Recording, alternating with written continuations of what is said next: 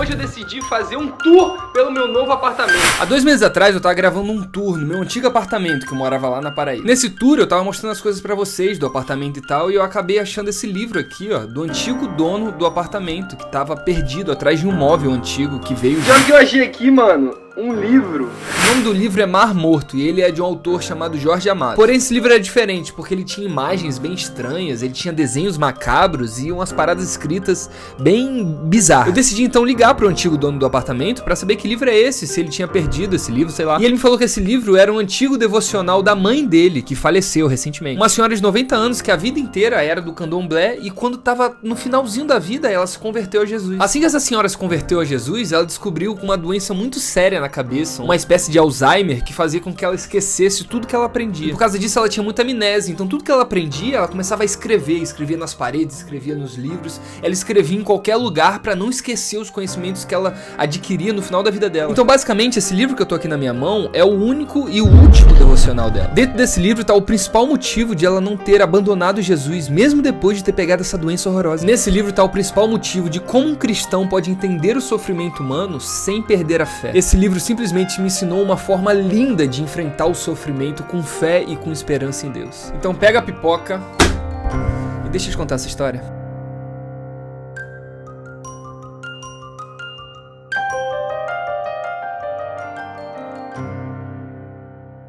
Tá, então se você viu o vídeo antigo, você sabe que eu estudei muito esse livro, eu procurei todos os segredos dele e depois de ter estudado muito, eu descobri 3 coisas curiosas nesse livro. Número 1, um símbolo estranho no livro, que é esse símbolo aqui, ó, que eu não sei o que é. O segundo é a palavra Uz, ou a terra de Uz. Nesse livro tá cheio de referências sobre a palavra Uz e sobre a terra de Uz, então eu pensei que a terra de Uz deve estar presente em algum livro da Bíblia que essa senhora gostou muito. A terceira coisa foi a frase, Bildade está errado. Essa frase eu achei bem curiosa. Quem é Bildade? Por que ela tá falando que tá errado? O que tá acontecendo, mano? Eu não sabia o que significava nada disso, então eu perguntei pra vocês, meus seguidores, o que vocês achavam. E eu fiquei impressionado, viu, com tanto de gente. Olha, parabéns, ó.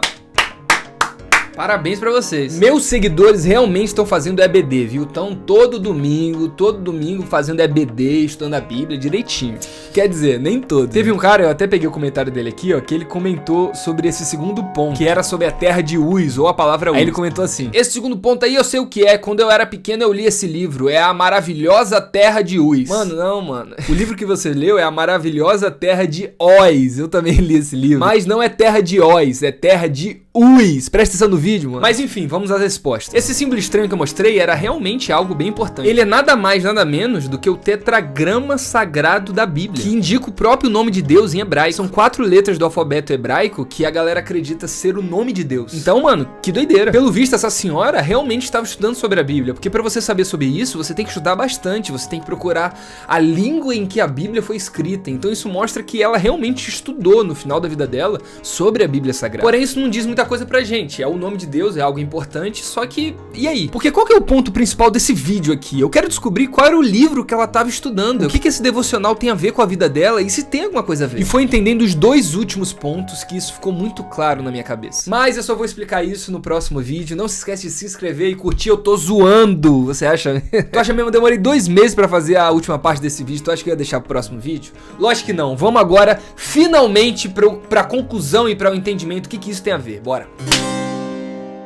Terra de Uz e Bildade estava errado eram 2 coisas que eu precisava entender pra saber o sentido desse livro. Onde na Bíblia que eu encontro essas 2 expressões juntas? Muitos de vocês acertaram que a gente encontra isso num livro chamado O Livro de Jó. Que livro é esse? Calma, se você não sabe qual é o livro de Jó, deixa eu te dar um resumão dele bem rápido. O livro de Jó foi o primeiro livro a ser escrito na Bíblia e ele é de longe um dos livros mais misteriosos que tem nela. Primeiro porque o personagem Jó não aparece mais em nenhum lugar na Bíblia. Ele só aparece no livro dele e tipo, a história do livro de Jó não tem conexão nenhuma com outras histórias na Bíblia, conexão direta, tá ligado? Tipo assim, a história de Jacó se conecta com a história de Abraão, tá ligado? A história de José também, é tudo conectado, é tudo parte de uma mesma genealogia. Jó não. Jó é uma história solta que tá na Bíblia que não se conecta com nenhuma outra. Além de Jó não ser israelita, que é tipo assim, é como se Jó fosse um cara desigrejado, tá ligado? Mais ou menos, entre aspas. Mas é como se Jó não tivesse na igreja, tá ligado? Ele tivesse, sei lá, solto pelo mundo falando com Deus, uma doideira. É bem estranho mesmo. Outra coisa estranha do livro de Jó é a própria história do livro. A história começa começa apresentando pra gente quem é esse Jó.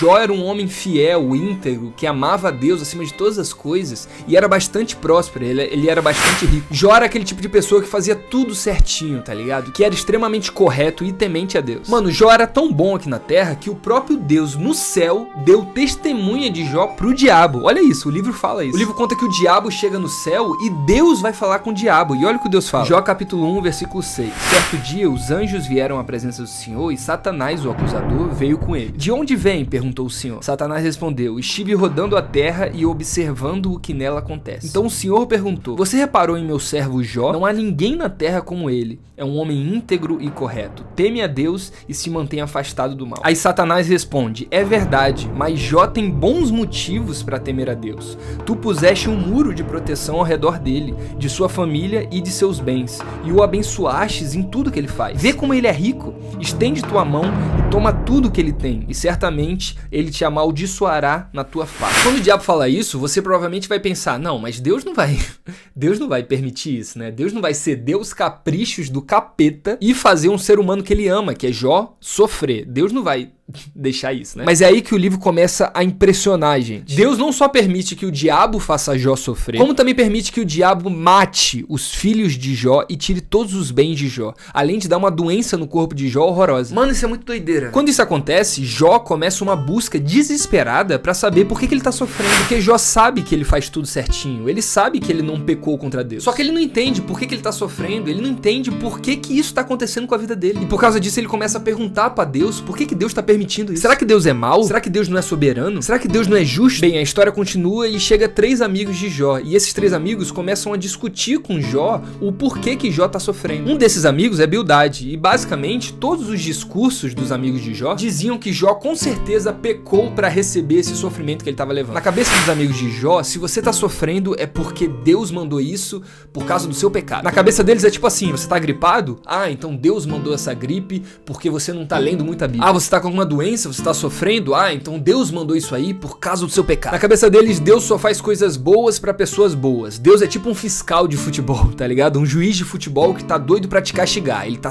te analisando, doido pra te dar um castigo. Na cabeça deles, Deus é um juiz severo e não um pai amoroso. E é muito louco porque hoje, no século 21, tem muita gente com esse pensamento ainda, que acha que Deus que mandou o Covid, Deus que manda o câncer, sei lá, Deus que manda todo o mal por causa do seu pecado. E trata qualquer coisa ruim que acontece no mundo com uma mão de Deus pesando sobre os pecadores. Mas o mais doido que tudo isso é que a gente sabe que esses amigos do Jó estavam errados. Jó não tinha cometido pecado algum. O próprio Deus disse isso. Deus disse no começo que Jó era irrepreensível em todos os seus caminhos. O motivo do sofrimento de Jó era uma discussão que Deus teve com o diabo, não teve nada a ver com Jó. E isso é muito louco, porque às vezes a gente acha que os sofrimentos da nossa vida é culpa nossa. Mas o mundo não gira em torno de nós, meu amor. Às vezes o seu sofrimento é outra coisa que não tem nada a ver com você. Mas vamos voltar pra história. Diante dessa acusação de todos os melhores amigos de Jó, Jó se desespera. Jó chega a acusar Deus de ser mau, de ser um sádico, de ser um monstro que gosta de fazer as pessoas sofrerem. Olha o que Jó diz aqui, por exemplo, em Jó 9, 21 ao 23. Sou íntegro, mas isso não faz diferença pra mim. Desprezo minha vida. Íntegro ou perverso é tudo a mesma coisa. Por isso digo, ele quem? Deus, destrói tanto o íntegro como o perverso. Quando uma praga vem repentinamente, ele ri da morte dos inocentes. Olha isso, basicamente o que Jó disse aqui é que Deus olha pro sofrimento dos inocentes e ri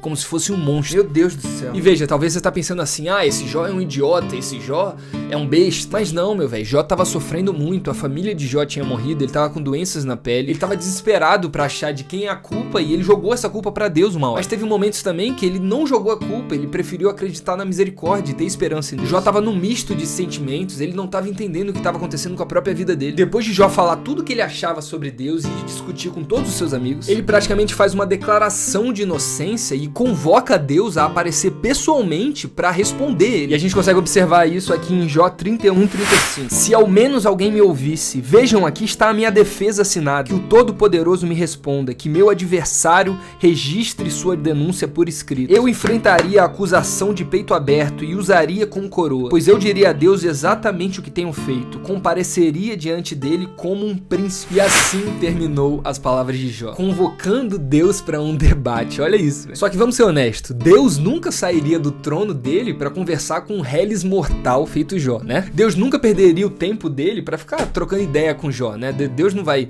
ceder aos caprichos do Jó, Deus nunca faria isso, né? Acredite se quiser.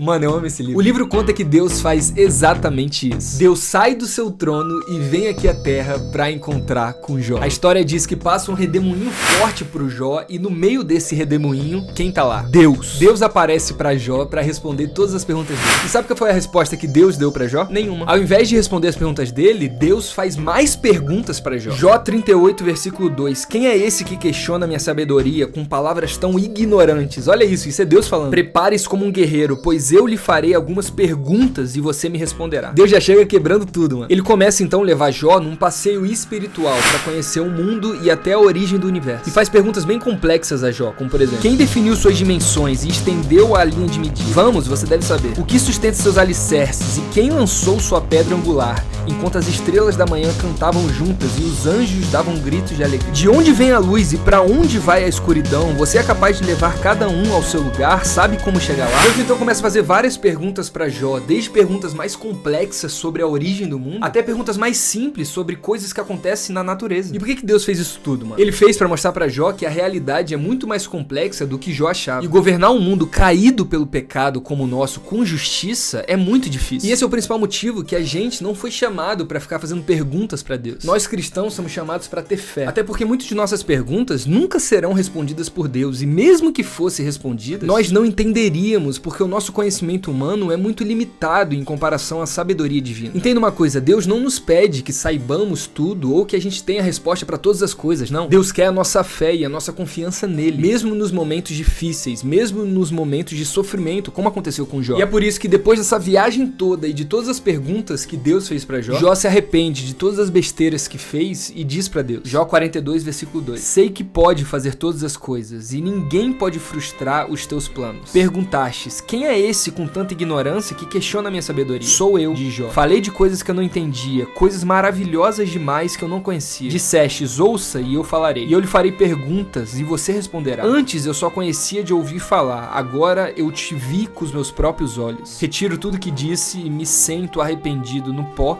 e nas cinzas. Quando Jó fala essas palavras, Deus reconstitui tudo que Jó perdeu e tudo que o diabo tirou. Não por causa de Jó, não por mérito pelo arrependimento dele, não. Mas porque Deus é bom. E apesar do sofrimento, das doenças, do choro e do pranto, Deus continua sendo bom. Muito bonita a história de Jó, né, mano? Meu Deus, que história linda. Mas afinal, você deve estar se perguntando, o que isso tem a ver com esse devocional e o que isso tem a ver com essa velha que escreveu esse negócio? O que isso tem a ver? Eu vou te explicar agora, vem comigo, você vai entender.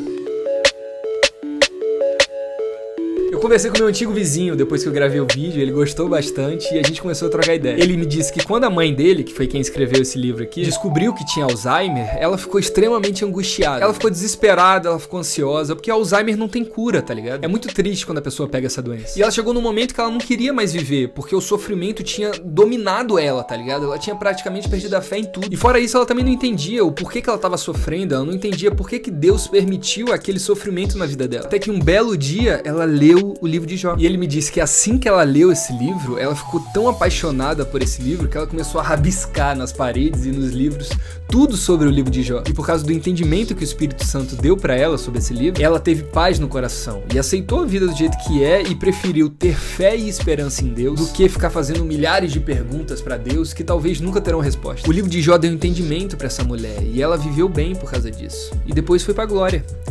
Em paz. Olha, eu não sei quem tá me escutando atrás dessa tela. Eu não sei se você tá passando por algum sofrimento ou se talvez você se afastou de Deus por causa de um sofrimento horrível na sua vida. Mas eu queria te dizer que apesar dos sofrimentos que nós passamos nesse mundo, Deus ainda está no controle. Ele sempre esteve no controle. E pode ter certeza que Ele te ama muito. A prova disso é que Ele mandou pra nós Jesus pra morrer por nós. E essa é a esperança que a gente tem que ter na vida. Não que a gente vai descobrir por que a gente sofre, não. Mas porque Jesus morreu por nós e Ele venceu o mundo. Olha, se tem uma coisa que esse livro perdido e o livro de Jó têm em comum é que é melhor ter fé e esperança que Deus está cuidando de nós com sabedoria do que ficar buscando motivos e razões dos nossos sofrimentos. É melhor ter fé que Deus é bom do que ficar duvidando que Ele está contra nós. A única coisa que Deus pediu a Jó, Ele também pede para mim e para você hoje, que é: meus filhos, tenham fé em mim, porque eu tô cuidando de tudo para vocês. E pode ter certeza que no final desse túnel escuro que talvez você se encontre, com certeza você vai achar luz, amor e a paz que excede todo entendimento. Essa foi a história do livro perdido que eu achei na minha casa.